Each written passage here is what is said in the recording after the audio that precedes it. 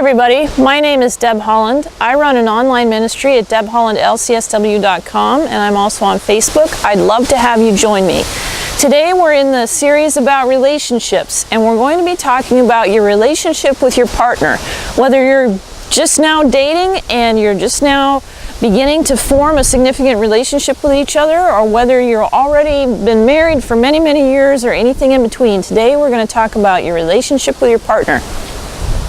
Here's the number one rule to remember. We are all broken people. All of us in some way have some area of brokenness or woundedness within us that we carry with us that affects the relationships that we have.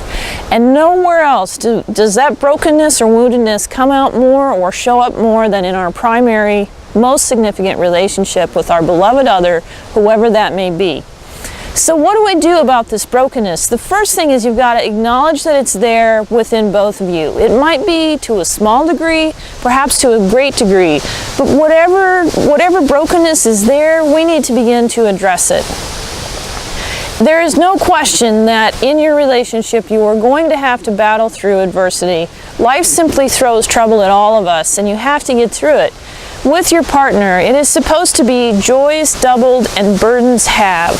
So make sure that as partners, you have a good game plan in advance for how you might handle things that come up. Make sure that you have a rainy day fund, both emotionally and financially, with each other, so that when life happens, because it will for all of us, that you are prepared to weather those storms and get through. There's also going to be stupidity in the relationship. No one enters a relationship a perfect person. There's been one perfect person on this earth, and me and you, it's not us, it was Jesus. So anyone that you were with is going to have very human, very real flaws. They are going to do stupid things. They are going to make bad decisions. They are going to aggravate you. There's going to be all kinds of stuff you're going to have to go through together as you grow as a couple and as you learn about each other as a couple. And if you have the right attitude, you can allow that daily immersion in a relationship to bring out the worst in you and heal it. Now, abuse is never okay of any kind. So we're not talking about that topic today, other than to say that abuse of any kind is not okay, whether it's physical, mental, or sexual, doesn't matter. Abuse is in a completely different category. Today we're going to talk about garden variety troubles that all couples face at one point or another.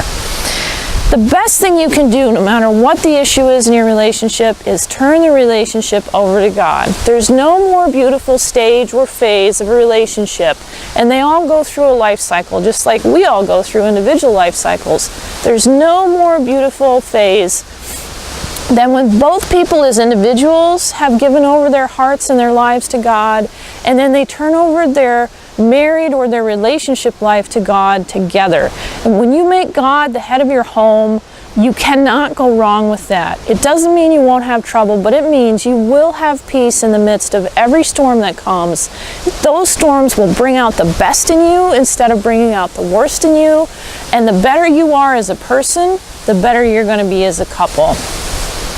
And let's talk for just a moment about the healthier that we each are as individuals, the healthier that our relationship is going to be. So if you have issues, addictions, mental health issues, emotional wounds from the past, whatever it might be that is a challenge for you in life, in a relationship, that's your perfect opportunity to address it, get help if you need to, and heal that, because your relationship will not be any healthier than both of you put together are. And the worst thing that can happen is dysfunction meets dysfunction, and there's clashing, and there's conflict, and there's all kinds of drama and trauma, and all kinds of bad things and negative energy happen in the home when people are not addressing their dysfunctions. So that is a critically important step to take. And I can tell you that it is worth the wait for your relationship to be healed